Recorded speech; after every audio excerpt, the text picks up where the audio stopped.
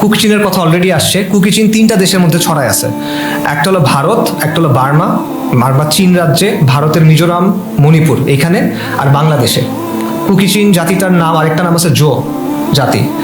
তো এদের পরিকল্পনাটা হলো এই তিনটা দেশের ভেতর থেকে কিছু জায়গা আলাদা করে নিয়ে তারা একটা আলাদা রাষ্ট্র করবে।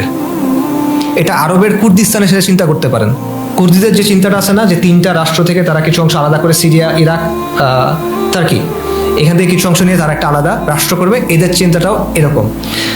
এবং তিনটা দেশেই তাদের সশস্ত্র আন্দোলন আছে। বাংলাদেশে যেটা আছে এটার নাম হলো কি, কেএনএফ, কুকিচিন ন্যাশনাল ফ্রন্ট। ওই যে নেথান বম, আপনারা খবরটাও দেখছেন তার ব্যাপারে।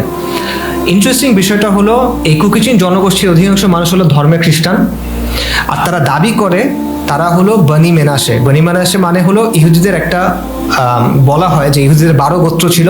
ইউসুফ আলাইহিস সালামরা কয় ভাই ছিলেন? 12 জন ছিলেন। 12 গোত্র ছিল, এই 12 জন থেকে 12 গোত্র, তার মধ্যে 2টা গোত্র পাওয়া যায় বর্তমানে, বাকি 10টা হারায় গেছে। তো এই হারানো গোত্রগুলোর একটা হলো বনি মেনাসে। তো কুকিচিনরা দাবি করে যে তারা বনি মেনাসের কি বংশধর। এখন এইটা ইসরায়েলও কিছুটা স্বীকার করছে। 2005 সালে ইসরায়েলের যে প্রধান ধর্মীয় অথরিটি, র্যাবিনেট বলে, তারা এটা স্বীকার করছে এবং তারা বলছে কি, কিছু কুকিচিন জনগোষ্ঠীর মানুষকে বা জনগোষ্ঠীর লোককে তারা তাদের দেশে নিয়ে গেছে, কিন্তু কয়েক হাজার।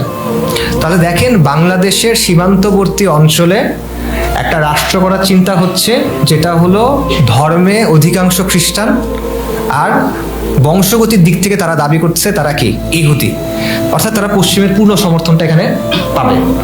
আচ্ছা।